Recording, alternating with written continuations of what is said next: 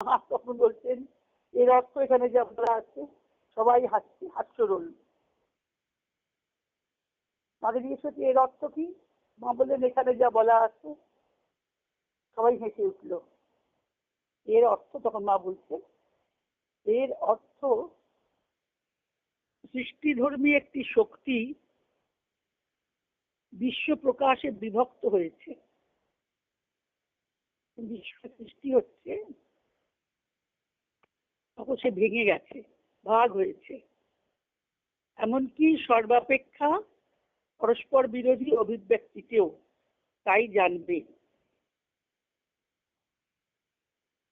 মানে একই মহাশক্তি সৃষ্টিতে নানা রূপে বিভক্ত, পরস্পর বিরোধী অভিব্যক্তিতেও তাই জানবে। অর্থাৎ ভালো মন্দ, তাই না, ধনী দরিদ্র পরস্পর বিরোধী, সেখানে তিনি প্রকাশিত হচ্ছেন।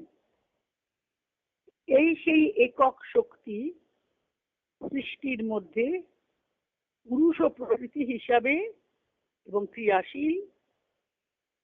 পুরুষ ও প্রকৃতি কিন্তু একই থেকেই এসছে, সে একক শক্তি থেকেই এসছে। সৃষ্টির মধ্যে পুরুষ ও প্রকৃতি হিসাবে এবং ক্রিয়াশীল ও তার প্রতিরোধ শক্তি হিসাবে বিভক্ত হয়েছে। একদিকে যেমন সক্রিয় হয়েছে, আবার তার বাধাটাকে প্রতিরোধ শক্তি হিসেবেও সেই শক্তি বিকশিত হয়েছে। এই এর অর্থ।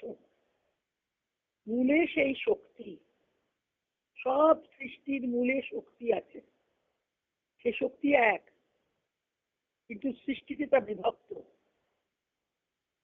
বলেছেন না, যেমন চণ্ডীকে মা বললেন একই বাহং জগৎতত্র দ্বিতীয়া কা মমাপরা। আমি এক, অদ্বিতীয়া, আমার থেকে তো কোনো দ্বিতীয় নেই এখানে। অনেক রূপ দেখছেন, দেখাচ্ছেন, মা প্রকাশ করছেন, মায়ের শক্তিরা সব প্রকাশিত হচ্ছেন নানা রূপে।